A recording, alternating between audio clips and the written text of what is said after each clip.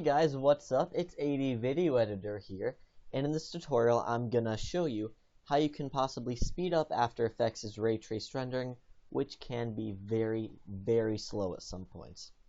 So I'm just gonna go ahead, create a new composition, and I'm gonna go new text, and let's just call this test. And while we're at it, I'm just gonna make this a better font. Let's just go Arial black just to get it, nice and in your face there. Bring this up a little bit. And I'm going to stick with the blue color. So, first thing we're going to want to do is, of course, go to our composition settings and advanced and change the renderer from classic 3D to ray traced 3D. Okay.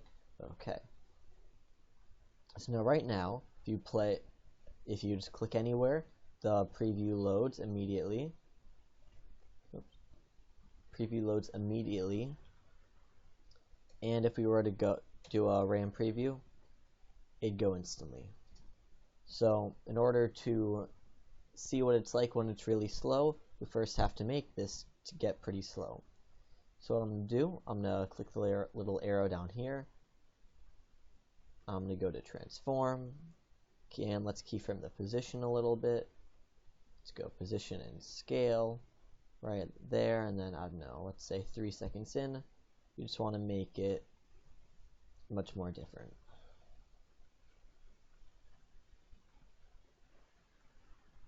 And also, because this is the ray traced 3D renderer, let's turn the 3D on for the text. Now we can go back down and we have more options, the geometry options and material options. So let's go to geometry options and make the extrusion depth pretty big. Alright, and then if we want to go back into the transform, we also have like extra rotations for the Z axis and the position. So if we want to maybe put this Z position back a little bit there, and if we want to go ahead and keyframe some of the rotations.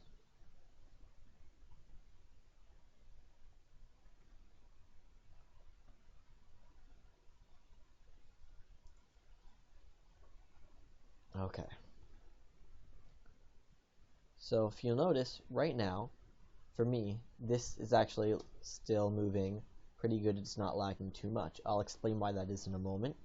For you right now, this might be lagging a bit and take a while to show each new frame. But for me, just so I can get the effect, if I just put a couple of these on, now all of a sudden, you see this is taking much longer. Well, it was.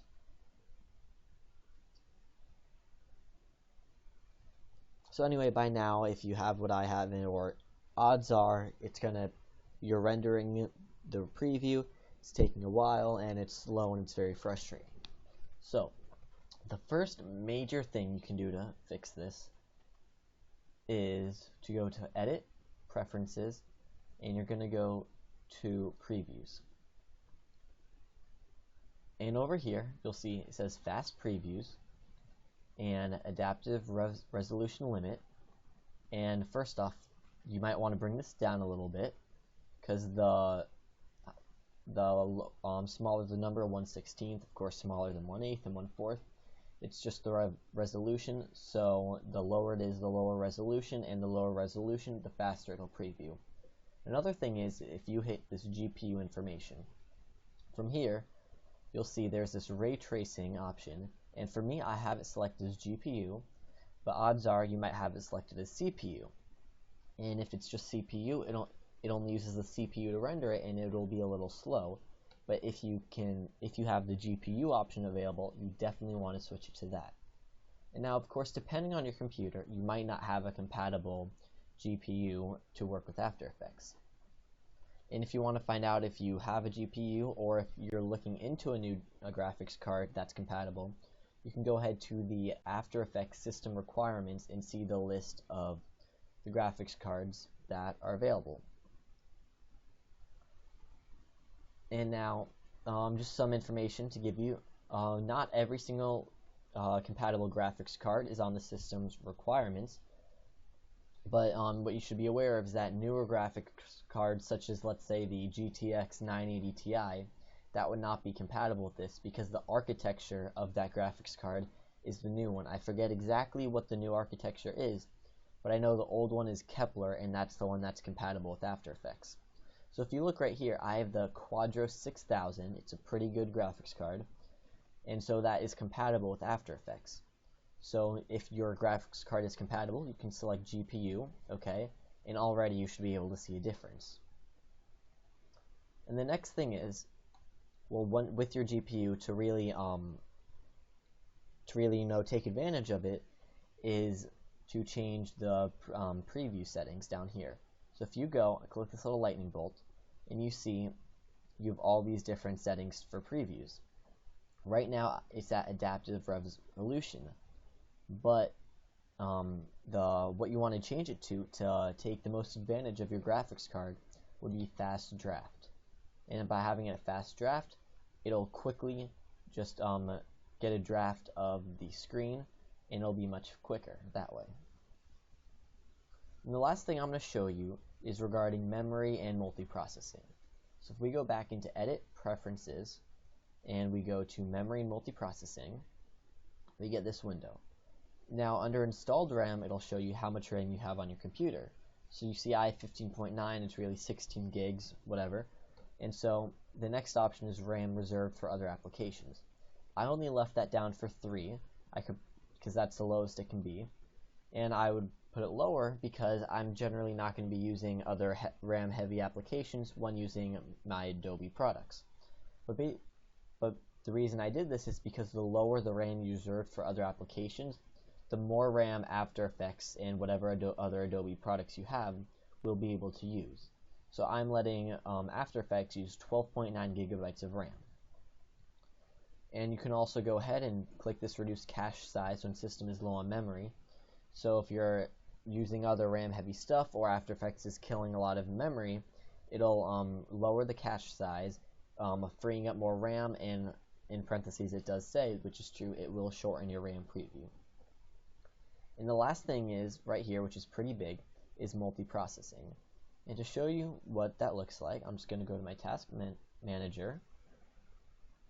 Alright, go to Performance and CPU.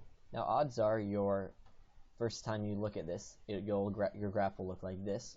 But what you want to do to be able to see each active core is right-click, change Graph To, and do Logical Processes. And so here you see that I have 8 cores, and right now all of them are in a little bit of work, because in the background, which you can't see, I have some videos streaming. But basically, if you do not have this render multiple frames simultaneously, and you don't have all your CPUs being used by After Effects, then you might have just one core here being used while the rest of them are just flat and not being utilized.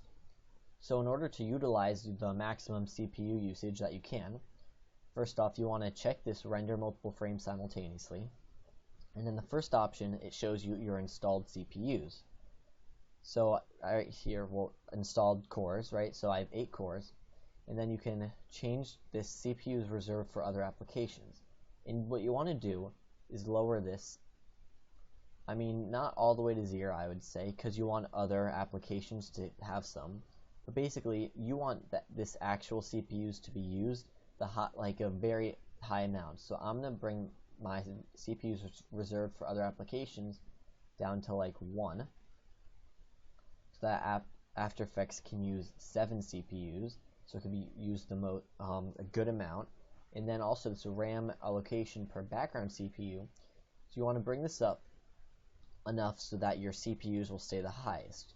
So you kind of want to find the balance between these two numbers, because you see if I bring this all the way up to 3, it's only going to use 3 CPUs, so that's not super effective.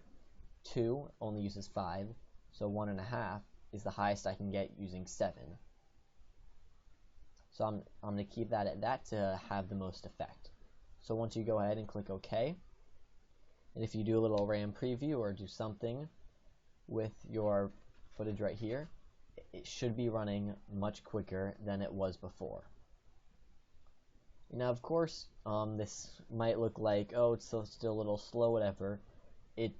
After Effects is very power hungry. you're using 3D ray trace 3D renderer, so it's not like it's gonna render 5 minutes of video in 2 seconds. It does take a little bit of time, so that's something you might want to be aware about. Oh, one last thing real quick, under composition settings, back to where you picked ray trace 3D, if you hit options, the lower the number this is, the faster your RAM preview and rendering will be. So you see, if I were to bring this up to maybe 5 or something, suddenly it gets a little bit slower. Alright, so I hope you guys found this tutorial very helpful, and keep on watching my tutorials. Please like, please subscribe, please follow me on Twitter and Google+, and I'll see you guys in my next tutorial.